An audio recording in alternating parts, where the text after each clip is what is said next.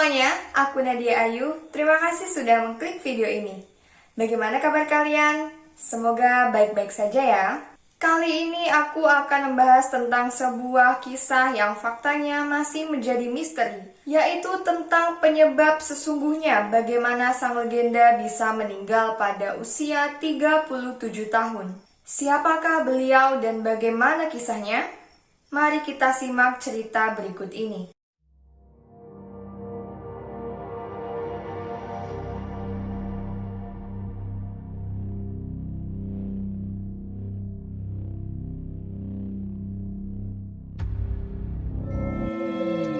Siapakah yang tidak mengenal seniman legendaris ini? Bahkan untuk orang yang tak begitu mengenal seni, lukisan The Starry Night mungkin pernah kita lihat secara tidak sengaja lewat internet. Vincent van Gogh adalah seorang seniman dunia dengan lukisan yang mempunyai ciri warna-warna berani dengan sapuan kuas dramatis, impulsif, dan ekspresif. Karyanya kemudian berkontribusi pada pondasi seni modern. Beberapa hasil kejeniusan imajinasinya yang terkenal seperti Almond Blossoms, Potret diri Van Gogh, The Starry Night, Irises, serta masih banyak yang lain. Namun, di balik ketenaran sang maestro, Vincent mempunyai kisah pilu dalam hidupnya. Selama beberapa dekade sejak kematiannya, orang-orang percaya bahwa sang pelukis telah meninggal akibat bunuh diri. Tapi beberapa kejanggalan yang terkuak mengarah ke asumsi baru bahwa Vincent van Gogh mungkin meninggal akibat dibunuh. Mari melihat latar belakang singkat sang seniman terlebih dahulu. Vincent Willem van Gogh lahir pada 30 Maret 1853 di Zundert, Belanda. Dia adalah anak tertua pasangan Theodorus van Gogh dan Anna Cornelia Carbentus. Di antara kelima adik-adiknya, Vincent diketahui paling dekat dengan Wilhelmina dan Theo. Darah seniman telah mengalir di keluarganya, dimulai dari sang kakek buyut yang seorang pematung. Vincent lahir di keluarga menengah ke atas. Gereja tempat ayahnya bekerja memfasilitasi keluarganya sebuah rumah beserta asisten rumah tangga, juru masak, tukang kebun, serta kereta kuda. Pada tahun 1860, dia dikirim ke sebuah sekolah desa. Lalu tahun 1864 masuk ke sekolah asrama di Zevenbergen. Tetapi di sana dia merasa tidak nyaman dan meminta untuk dipulangkan. Setelah itu, tahun 1866, orang tuanya mengirim dia ke sekolah menengah di Tilburg, di mana di sana Van Gogh remaja juga tidak merasa bahagia dan memutuskan untuk keluar dari sekolah. Ketertarikannya pada seni dimulai sejak usia muda. Saat usia 16 tahun, dia memulai karir melukisnya dengan magang di Goupil dan Cie, sebuah dealer seni terbesar pada abad ke-19. Vincent pertama kali bekerja untuk perusahaan tersebut di Den Haag lewat rekomendasi dari pamannya yang juga bekerja di sana, lalu di London, dan yang terakhir di Paris ketika dia dipecat di tahun 1876. Di tahun 1881, setelah 5 tahun mengelilingi Eropa dan dengan karir yang berantakan, dia memutuskan untuk pulang ke rumah orang tuanya, kemudian bekerja di sebuah toko buku di Dordrecht. Vincent meluangkan banyak waktunya untuk menerjemahkan Alkitab ke dalam bahasa Inggris, Perancis, dan Jerman. Dia menyibukkan diri dengan hal-hal keagamaan dan menjadi sangat religius. Sementara sang kakak terpuruk dengan karirnya, Theo sang adik, yang juga bekerja untuk dealer seni Goupil dan Cie, telah naik pangkat menjadi manajer dan sering mengirimkan uang untuk membantu keuangan Vincent. Pada tahun 1884, Vincent ingin membalas kebaikan Theo yang telah membantu masalah finansialnya selama beberapa tahun terakhir. Dia kemudian mengirimkan beberapa hasil lukisannya kepada Theo di Paris untuk dijual. Sayangnya, hasil lukisannya waktu itu bukanlah karya seni yang dicari oleh orang-orang Paris. Untuk beberapa tahun kemudian, Vincent sekali lagi menghadapi kehidupan yang suram dan melanjutkan tinggal nomaden di Eropa. Kabar baiknya selama periode ini, Vincent menemukan gaya melukis yang nanti menjadikannya sebagai salah satu pelukis terkenal dunia. Dia mengembangkan gaya khasnya menggunakan sapuan kuas pendek dramatis dan beralih ke subjek dengan warna-warna cerah seperti potret diri dan pemandangan. Sayangnya, perkembangan karya seninya berlangsung ketika kondisi kesehatan jiwa dan tubuh Vincent menurun. Pada awal tahun 1888, sang seniman jatuh sakit akibat terlalu banyak minum alkohol dan merokok. Hingga puncaknya pada akhir tahun itu, ketika Vincent memotong telinganya sendiri. Telinga tersebut kemudian dibungkus dan dikirimkan ke seorang wanita di rumah bordil yang sering dia kunjungi bersama Paul Gauguin, teman sesama senimannya. Motif kejadian tidak diketahui pasti, namun ada indikasi bahwa hal ini akibat dari kondisi kesehatan jiwanya yang sedang terganggu. Vincent kemudian dibawa ke rumah sakit dan diopname sampai awal tahun 1889. Untuk beberapa bulan ke depan, Vincent berjuang dengan penyakit mentalnya dan pada akhirnya pergi ke rumah sakit jiwa di bulan Mei. Selama setahun berada di rumah sakit itu, Vincent melahirkan beberapa karya seninya yang kemudian sangat terkenal. Pada awal kedatangannya, dia mulai melukis Irish di taman rumah sakit jiwa yang dia akui karena iseng belaka.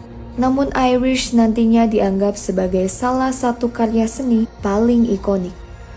Di rumah sakit itu, dia juga membuat The Starry Night yang menggambarkan pemandangan dari jendela rumah sakit jiwa tempatnya direhabilitasi dan dipadukan dengan imajinasi Vincent. Pada tahun 1890, Vincent mengirimkan sebuah lukisan terkenalnya, Almond Blossoms, dari rumah sakit kepada Theo sebagai hadiah untuk keponakannya yang baru lahir. Ketika berada di rumah sakit jiwa, Vincent diketahui telah membuat kurang lebih 150 lukisan. Karya-karyanya juga dipamerkan dan mendapat komentar positif dari masyarakat. Setelah pulang dari rumah sakit jiwa, Vincent tinggal di Auvers-les-Bains, sebuah area tak jauh dari Paris. Pada 27 Juli 1890, setelah menyelesaikan makan siangnya, Vincent meninggalkan Raffles Inn, penginapannya di Auvers, dengan membawa alat-alat lukisnya seperti biasa. Sang pemilik penginapan, Gustave Raffles, melihat hal aneh pada Vincent ketika dia kembali beberapa jam setelah itu. Gustave melihat Vincent yang berjalan masuk dengan tertatih-tatih menaiki tangga menuju kamar sambil mencengkeram perutnya. Gustave kemudian naik ke kamarnya untuk menanyakan keadaan Vincent. Seniman itu sedang meringkuk di atas tempat tidurnya ketika sang pemilik penginapan masuk. Dan ketika Gustave bertanya apakah dia baik-baik saja, Vincent menjawab, "Aku telah melukai diriku." Dia kemudian mengangkat baju untuk menunjukkan bekas tembakan peluru di bawah tulang rusuknya. Vincent meminta Gustave agar tidak panik dan menyuruhnya untuk menghubungi Theo agar datang ke sana. Theo kemudian sampai keesokan harinya pada tanggal 28 Juli. Vincent van Gogh meninggal pada tengah malam hari itu. Meninggal di samping adiknya setelah memberitahunya, "Aku ingin meninggal seperti ini." Vincent meninggal pada usia 37 tahun, meninggalkan hampir 1.300 karya seni yang dibuat di kertas dan lebih dari 850 lukisan. Sang seniman dinyatakan meninggal akibat bunuh diri, seperti yang kemudian dijabarkan lewat novelisasi Vincent Life and Death karya Irving Stone tahun 1934 dan sebuah film tentangnya yang dirilis tahun 1956. Gagasan tentang Vincent van Gogh adalah seorang jenius yang mempunyai kehidupan kelam dan kemudian mengakhiri hidupnya telah mengakar ke dalam kesadaran publik selama berpuluh-puluh tahun kemudian. Namun, ada beberapa poin yang harus diperhatikan. 1. Bahwa otopsi tidak pernah dilakukan. 2. Lokasi pasti tempat dia menembak dirinya tidak pernah diidentifikasi, serta beberapa kejanggalan lainnya yang akan kita bahas lebih lanjut. Karena beberapa keanehan itu, muncullah spekulasi lain yang kemudian membuat dua pendapat berbeda di masyarakat tentang penyebab pasti kematian sang maestro. Vincent menembak dirinya di sebuah ladang gandum. Menurut Adeline Raffaux, putri sang pemilik penginapan yang kala itu berumur 13 tahun, Vincent pergi menuju ladang gandum di mana dia melukis seperti biasanya. Pada sore hari, seperti yang dipahami ayahku, Vincent menembakkan revolver ke dirinya lalu pingsan. Dinginnya malam kemudian membuatnya siuman. Dengan merangkak, dia mencari revolvernya untuk kembali mencoba mengakhiri hidupnya, namun dia tidak berhasil menemukannya. Vincent kemudian berdiri dan menuruni lereng bukit untuk kembali ke penginapan kami.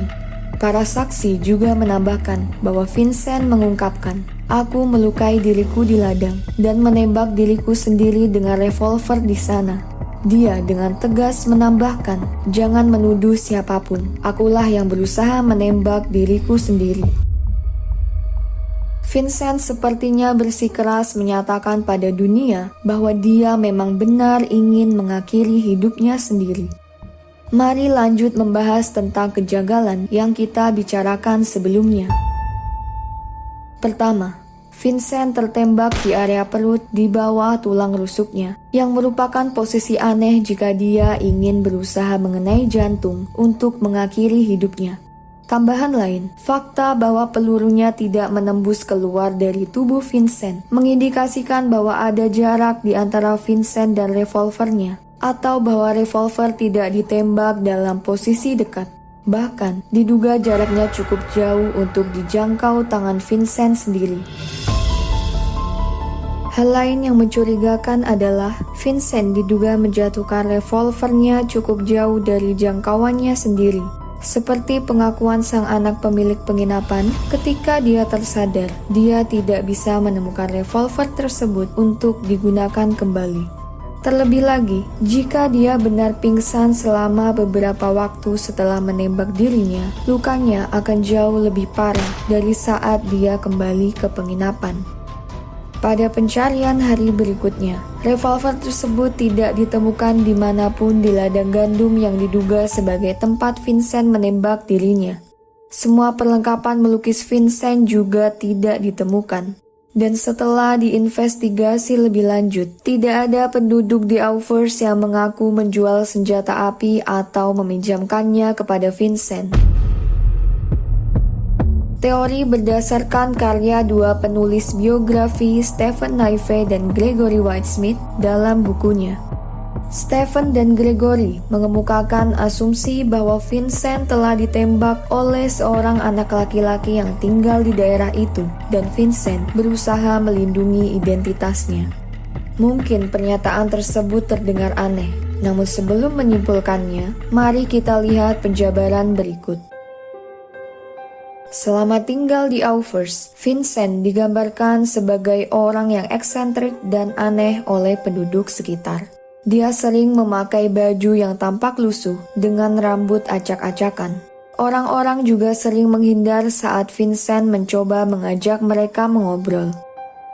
Menurut buku tersebut, para remaja laki-laki di sekitar tempat tinggalnya suka menjahili Vincent. Mereka berpura-pura ramah kepada Vincent untuk mendapatkan kepercayaannya, lalu menjahilinya, seperti menuangkan garam ke kopinya, menggosokkan cabai ke sebuah kuas cat kering miliknya yang sering digigit oleh Vincent ketika berkonsentrasi melukis. Dan yang paling ekstrim, mereka pernah memasukkan ular ke dalam tasnya. Salah satu remaja yang menjahilinya adalah Rennie Secretan. Anak itu berkata, permainan yang paling menarik bagi kami adalah membuatnya marah, dan itu mudah dilakukan. Vincent diketahui bersahabat dengan kakak Rene, Gaston. Gaston adalah pemuda yang cukup tertarik dengan seni dan suka mendengar kisah Vincent tentang dunia seni Paris. Sang adik, Rene, tidak seperti kakaknya. Dia lebih suka memancing dan berburu. Setelah melihat pertunjukan Wild West Buffalo Bill di Paris, Rene mengidolakan sang tokoh hingga menirukan cara berpakaiannya dilengkapi dengan sepatu koboi dan bahkan sebuah revolver kaliber 380. Saat bertemu dengannya di jalan, Vincent memanggil Rene dengan sebutan Buffalo Bill. Dia terdengar memanggilnya begitu karena aksennya, dan hal itu membuat Rene marah. Di buku kedua penulis biografi itu, Van Gogh The Life, sang penulis berspekulasi bahwa anak laki-laki dan teman-temannya bertengkar dengan Vincent di sebuah pekarangan di Jalan Boucher. Mereka mungkin tanpa sengaja menembakkan revolver itu dan mengenai perut Vincent. Vincent kemudian kembali ke penginapan dan berbohong tentang kejadian yang baru saja menimpanya guna melindungi para remaja itu. Dan dalam kondisi yang syok dengan apa yang baru saja mereka lakukan, mereka kemudian menyembunyikan barang-barang melukis milik Vincent dan melarikan diri dari TKP, menghancurkan segala bukti yang ada. Teori ini didukung dengan fakta bahwa beberapa saksi mengaku melihat Vincent meninggalkan penginapan dan menuju ke sebuah tempat yang mengarah ke Oise. Secara kebetulan, tempat tersebut adalah tempat di mana Rene biasanya memancing. Ada peluang bahwa Rene dan teman-temannya bertemu Vincent di tengah jalan di pekarangan sebuah peternakan terdekat. Dan terjadilah peristiwa mengerikan yang terjadi pada Vincent van Gogh. Asumsi ini didukung dengan bukti selain titik tembak di tubuh yang aneh jika dia benar berencana mengakhiri hidupnya, yaitu 1. Dengan tidak adanya catatan bunuh diri yang ditinggalkan. 2. Kenapa dia repot-repot membawa perlengkapan melukisnya jika dia berencana pergi dari penginapan waktu itu untuk bunuh diri. 3. Kenapa semua perlengkapan melukisnya dan revolver tidak pernah ditemukan. Dan yang terakhir, luka di tubuhnya yang belum mengeluarkan banyak darah ketika sampai di penginapan. Padahal, Vincent mengatakan bahwa dia sempat pingsan setelah menembak dirinya. Anehnya lagi, setelah penembakan, Rene, Gaston, dan ayah mereka pergi meninggalkan kota. Dan ketika mereka kembali, Rene, yang jarang pergi kemana-mana tanpa revolvernya, tidak lagi memiliki benda itu. Pada tahun 1930, ketika karya seni Vincent mulai mendapatkan ketenaran, penduduk kota memberitahu seorang sejarawan seni bahwa beberapa remaja laki-laki tidak sengaja menembak Vincent dan Vincent melindungi mereka dengan berbohong tentang kejadian sesungguhnya karena takut mereka akan ditahan. Pada akhirnya tidak ada yang benar-benar tahu apakah Vincent van Gogh benar meninggal akibat bunuh diri atau seperti yang dijelaskan pada buku-buku penulis biografi tersebut. Hingga saat ini, kasus tersebut masih belum terpecahkan. Itu tadi adalah kisah dari Vincent van Gogh. Kematiannya mungkin memang masih menjadi misteri. Namun satu hal yang pasti, karya-karyanya yang telah melegenda mampu menginspirasi para pecinta seni di seluruh dunia hingga saat ini. Anyway, terima kasih sudah menyimak cerita tadi. Dan jika kalian suka dengan video ini, jangan lupa like dan boleh banget untuk meninggalkan saran di kolom komentar. Nantikan video selanjutnya dan terima kasih.